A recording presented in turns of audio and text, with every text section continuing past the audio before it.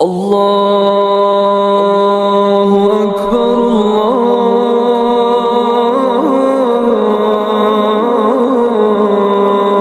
الله أكبر. أعوذ بالله من الشيطان الرجيم. بسم الله الرحمن الرحيم. لقد جاءكم رسول من أنفسكم عزيز عليه ما عنتم حريص عليكم بالمؤمنين رؤوف رحيم. Bangladesh Jamaat Islami ত্রিভুবনপুর union কর্তৃক আয়োজিত আজকের এই সিরাত মাহফিলের সম্মানিত সভাপতি উপস্থিত হয়েছেন আজকের এই সিরাত মাহফিলের সম্মানিত প্রধান আলোচক বাংলাদেশ জামাত ইসলামী কালীগঞ্জ উপজেলা শাখার সংগ্রামী জননেতা মাওলানা ওহিদুর রহমান, উপস্থিত হয়েছেন বিশেষ অতিথিবৃন্দ, মঞ্চে উপস্থিত ইউনিয়ন নেতৃবৃন্দ, সামনে সমবেত আমার একান্ত প্রিয় আপনজনেরা, সকলের প্রতি আমার আন্তরিক সালাম। আসসালামু আলাইকুম ওয়া রাহমাতুল্লাহ। ইন্নাল হামদুলিল্লাহ ওয়াসসালাতু ওয়াসসালামু আলা রাসূলিল্লাহ। সম্মানিত ভাইরা, আপনারা জানেন আমাদের সকলের প্রিয় নবী হযরত মুহাম্মদ সাল্লাল্লাহু আলাইহি ওয়াসাল্লাম যে সময় আগমন করেছিলেন সেই সময়টাকে বলা হলো অন্ধকার যুগ। কেননা সেই সময়ে মানুষ খুনের শিকার হতো, সেই সময়ে মানুষ অত্যাচারিত হতো, লাঞ্ছিত হতো, ধর্ষিত হতো। সব মিলিয়ে এমন কোন অপরাধ ছিল না যা সেই সময়ের মানুষ করত না। কিন্তু ভাইরা আমার, বর্তমান সময়ে কি সেই খুন আছে? বর্তমান সময়ে কি ধর্ষণ আছে? বর্তমান সময়ে কি সেই রাহাবানি আছে? কিন্তু সেই সময় ধর্ষণের সেঞ্চুরি ছিল না যা আমরা আমাদের দিকে দেখেছি। সেই সময় মানুষ গুণের শিকার হয়নি,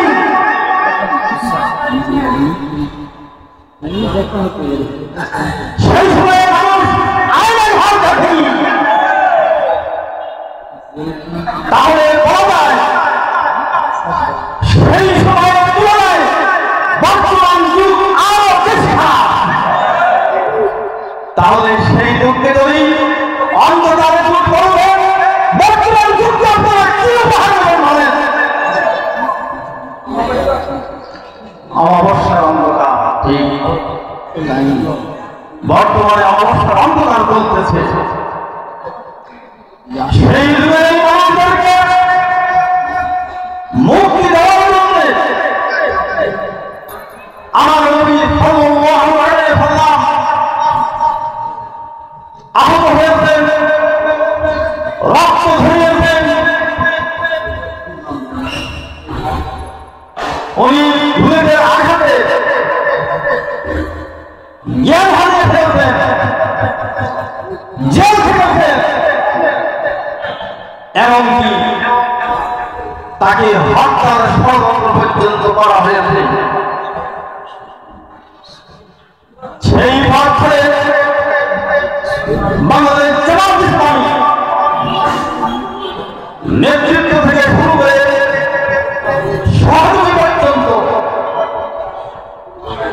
আমাদের লক্ষ লক্ষ ভাই মামলার শিকার হয়েছে।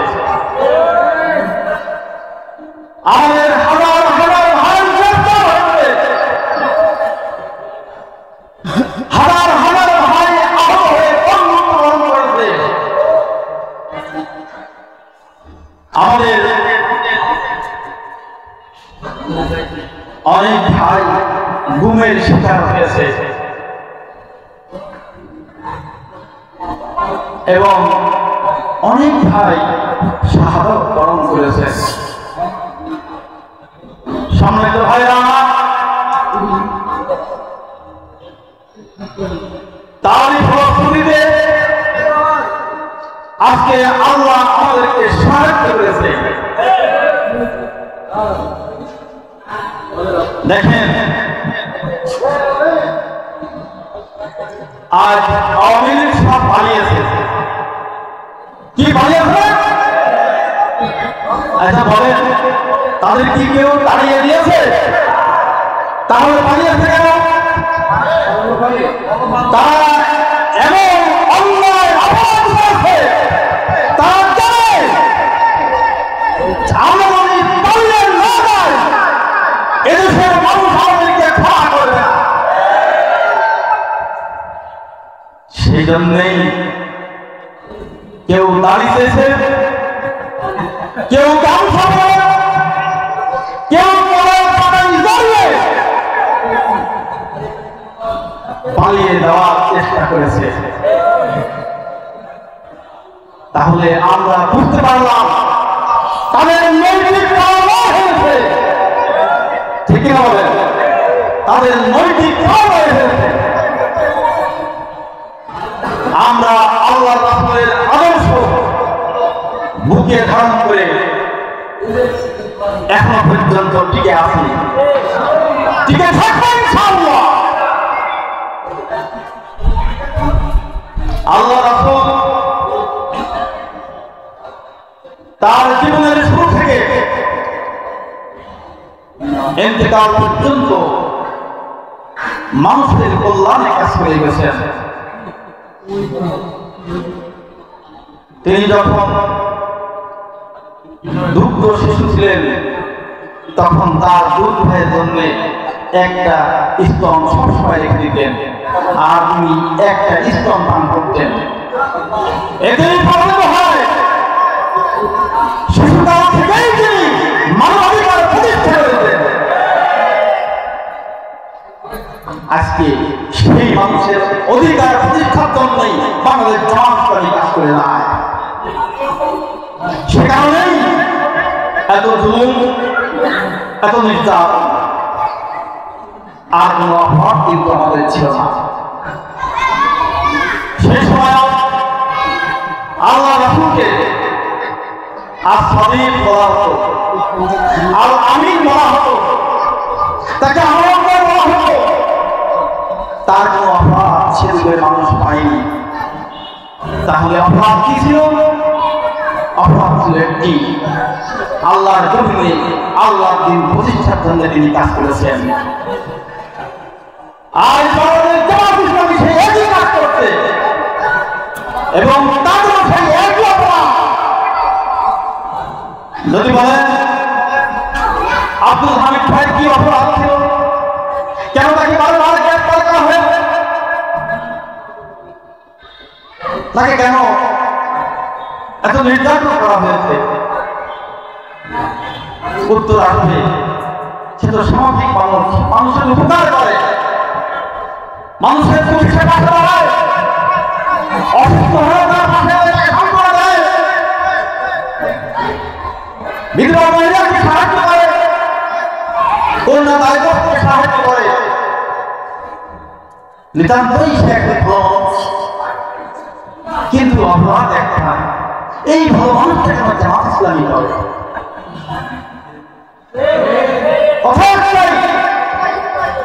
এত ভালো মানুষের সেবার নাম জীবন পেরিয়ে দেয়, কিন্তু জামাত ইসলামী করে কেন? ভাই, জামাত ইসলামী করে এই কারণে, এটা যে আল্লাহ করেছেন, আল্লাহ দিন কায়েমের জন্য, তাই আমরা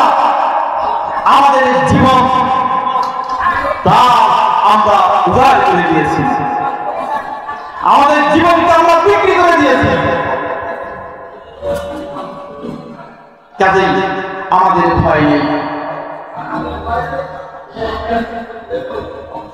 অনেক চড়াই উৎরাই পেরিয়ে আজকে আমাদের কাজ করার ক্ষেত্র তৈরি হয়েছে। এই সময়টাকে আমাদের কাজে লাগাতে হবে, যে কারণে এখনই উপযুক্ত সময় মানুষের দ্বারে দ্বারে, মানুষের কাছে কাছে, মানুষের বাড়ি গিয়ে প্রত্যেকের কাছে ইসলামের এই দাওয়াত পৌঁছিয়ে দেওয়া। আমাদেরকে আর ভেতরে চলবে না। কাজের এই উপযুক্ত সময় কাজে লাগিয়ে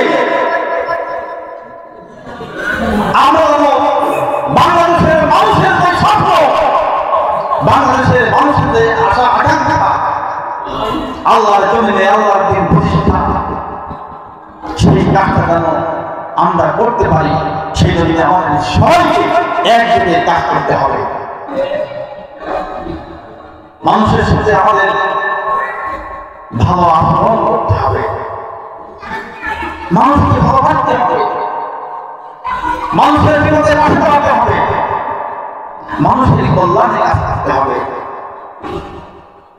আল্লাহ রাসূল এমন একজন ব্যক্তি ছিলেন, সবসময় মানুষের কল্যাণেই কাজ করেছেন। সেই সাক্ষী আল্লাহ দিচ্ছে, লাকাদ জাআকুম রাসূলুম মিন আনফুসিকুম আযীজুন আলাইহি মা আনিতুম আলাইহি, তোমাদের মধ্য থেকে তোমাদের জন্য আমি এমন একজন রাসূল পাঠিয়েছি যিনি তোমাদের কষ্টে ব্যথিত হন, যিনি তোমাদের কষ্ট সহ্য করতে পারেন না, যিনি সর্বদা তোমাদের কল্যাণে কাজ করে। আরো কথা এখানে রয়েছে সম্মানিত ভাইরা, কাজেই আমাদেরকে সবসময় মানুষের কল্যাণে কাজ করতে হবে। আমরা আল্লাহ রাসূলের আদর্শের পরে থেকে আছি বলেই আজকে সর্বমহল থেকে জামাত ইসলামীকে সাধুবাদ জানাচ্ছে। সবাই আমাদেরকে অভয় দিচ্ছে, ভাই আপনারা এগিয়ে যান, আমরা আপনাদের সাথে আছি। দলমত নির্বিশেষে সবাই আজকে আমাদেরকে অভ্যর্থনা জানাচ্ছে। কাজেই বাংলাদেশের মানুষ তাকিয়ে আছে জামাত ইসলামীর দিকে। বাংলাদেশের মানুষের কারণে সমর্থন জামাত ইসলামী পাবে ইনশাআল্লাহ। আজকে যারা দেশকে অফিসে করার জন্য কাজ করছেন তারা মনে রাখবেন, বাংলাদেশের মানুষ এখন অনেক সচেতন। কাজেই আপনাদের সকল ষড়যন্ত্র বাংলার জনগণ রুখে দেবে। ইতিমধ্যেই অনেক চেষ্টা তারা করেছে, কোনোটাই সফল হয়নি। আশা করি সামনের দিনগুলোতেও তারা সফল হবে না। বাংলার মানুষের যেমন স্বপ্ন, আমাদের হৃদয়ের অনেক সাইকি সাহেবের স্বপ্ন ছিল সেই এক স্বপ্ন। তিনি বলেছিলেন, বিশ্বের সর্বপ্রথম এই বাংলাদেশে আল্লাহর জমিনে আল্লাহর দ্বীন প্রতিষ্ঠা হবে এবং কালেমার পতাকা পথ করে উঠবে। তার সেই স্বপ্ন বাস্তবায়নের জন্য আমাদেরকে কাজ করে যেতে হবে। এই সময় যদি আমরা কাজে না লাগাই, আমরা যদি অবহেলা করি, তাহলে তার সেই স্বপ্ন বাস্তবায়ন হবে না। সম্মানিত ভাইরা, আসুন আমরা ঐক্যবদ্ধ হয়ে সবাই মিলে দেশ গড়ার জন্য কাজ করি। আসুন আমরা আল্লাহর জমিনে আল্লাহর দ্বীন প্রতিষ্ঠা করে বাংলাদেশের মানুষকে শান্তি দেওয়ার ব্যবস্থা করি। বাংলাদেশের মানুষ কোনোদিন শান্তি পায়নি, বিচার পায়নি। তাই সুবিধার কি জিনিস, ইনসাফ কি জিনিস বাংলার মানুষ এখনো সেটা বোঝে না। যেদিন কোরআনের রাত কায়েম হবে সেদিন মানুষ বুঝতে পারবে শান্তি কি জিনিস, ন্যায় বিচার কি জিনিস, ইনসাফ কি জিনিস। সেই ইনসাফ প্রতিষ্ঠার জন্য আমরা অক্লান্ত পরিশ্রম করে যাচ্ছি এবং জীবনের শেষ মুহূর্ত পর্যন্ত এভাবেই আমরা কাজ করে যাবো ইনশাআল্লাহ। আসুন আজকের এই মাহফিল থেকে আমরা জীবনের থেকে শিক্ষা নিই তিনি কি জন্য কাজ করে গেছেন, কি কাজ তিনি করেছেন। আজকে একই আমাদের সাথে মুখে মুখ মেলায় কিন্তু কাজে তার ব্যতিক্রম। এদের ব্যাপারে সচেতন থাকবে। আল্লাহ কি বলছেন, আলাম তারা ইলাল্লাযীনা ইয়াদউনা আন্নাহুম আমানু বিমা উনজিলা ইলাইকা ওয়া মা উনজিলা মিন ক্বাবলিক ইউরিদুনা আন ইয়াতহাকামু ইলা আত-তাগুত ফাকাদ উমিরু আন ইয়াকফুরু বিহি ইউরিদু আশ-শাইতানু আন ইউদিল্লাহুম দালালান বাঈদা। আল্লাহ সাথে বলে দিচ্ছি এদের সম্পর্কে, আপনি তাদেরকে দেখেননি যারা দাবি করে যে আমরা ইমানদার, আমরা কোরআন বিশ্বাস করি, আমরা তাওরাত ইনজিল সব বিশ্বাস করি,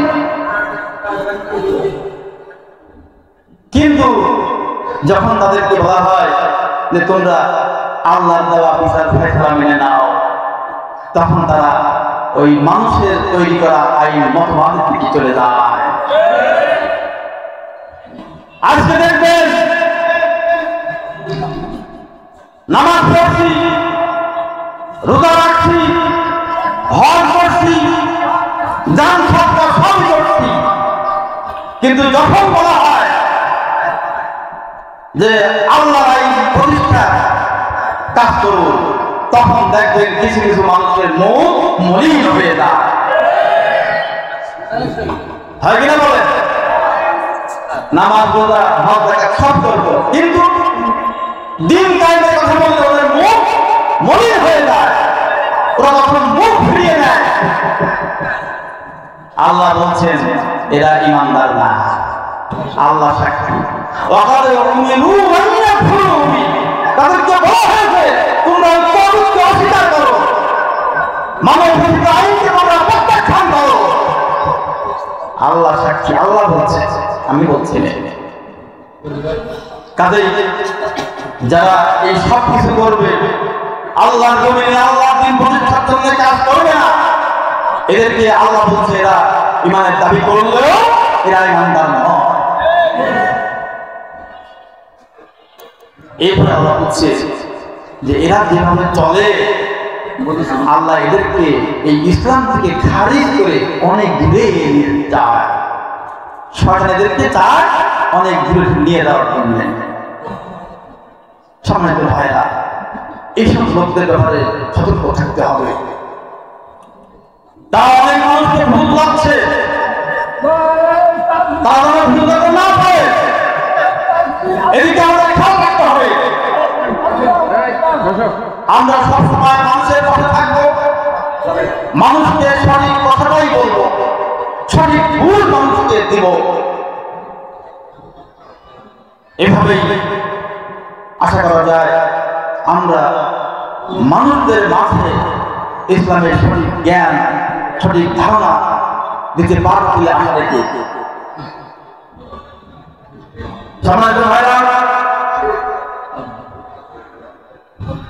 আমাদের এই ইউনিয়ন হচ্ছে ইসলামী আন্দোলনের জন্য একটি উর্বর জায়গা।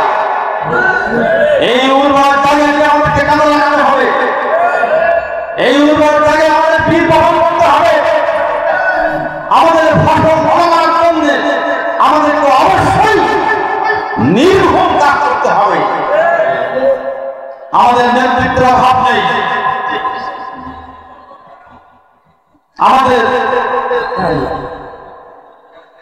আল্লাহ রহমতের নেতৃত্ব তৈরি হয়েছে। দীর্ঘদিন পর্যন্ত এই ইউনিয়নের নেতৃত্ব দেওয়া সক্ষমতা বাংলাদেশ জামাত করে আছে। সে কারণে আমরা চাই আমাদের থেকে আপনাদের থেকে আরো বড় নেতৃত্ব তৈরি হোক এবং আল্লাহ রাসূলের আদর্শ বাস্তবায়ন করার জন্য আল্লাহর জমিনে আল্লাহর দ্বীন কায়েমের জন্য এই কালিগ্রাম উপজেলার ভিতরে আমাদের ইউনিয়ন যেন অগ্রণী ভূমিকা পালন করতে পারে।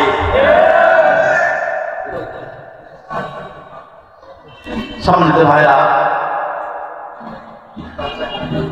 এই জন্য আমাদেরকে যে পরিমাণ সময় শ্রম দিচ্ছি আরেকটু বেশি করে আমাদের সময় শ্রম দিতে হবে ভাই। আপনাদেরকে আরেকটু জাগতে হবে।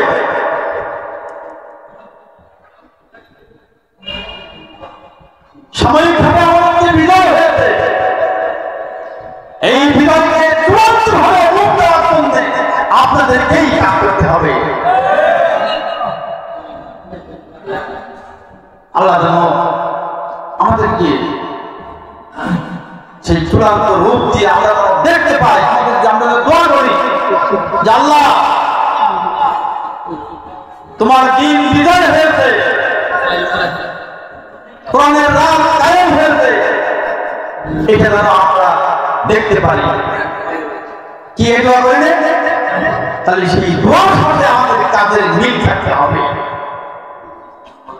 যে কারণে আমাদেরকে অক্লান্ত পরিশ্রম করতে হবে। যদি আমরা সময় শ্রম দিয়ে আমাদের মেধাকে কাজে লাগিয়ে সামনের দিনে নেতৃত্ব দিতে পারি, তাহলে আশা করা যায় আমাদের এই নীলরতনপুর ইউনিয়নের মধ্য দিয়ে আমাদের এই ইউনিয়ন কলেজ হিসাবে কালীগঞ্জ উপজেলার ভিতরে সেই অবদান রাখতে পারবে। সম্মানিত ভাইয়েরা আমার, আমাদের মাঝে সকল মেহমান উপস্থিত হয়ে গেছে। পর্যায় ক্রমে শেষ হয়ে গেছে, 15 পর্যন্ত ছিল। পর্যায়ক্রমে আমরা নেতৃবৃন্দের কাছ থেকে মূল্যবান আলোচনা শুনব। আমি আপনাদেরকে এই ইউনিয়নের আপনাদের দায়িত্ব হিসেবে বলবো, আপনারা একেবারে শেষ পর্যন্ত আমাদেরকে সময় দেবেন, শৃঙ্খলা বজায় রাখবেন এবং এইভাবেই খুব মনোযোগ দিয়ে নেতৃত্বের আলোচনা শুনে সেভাবে বাস্তবে রূপ দেওয়ার জন্য চেষ্টা করবেন। এই আহ্বান রেখেই আমি আমার সংক্ষিপ্ত আলোচনা শেষ করছি।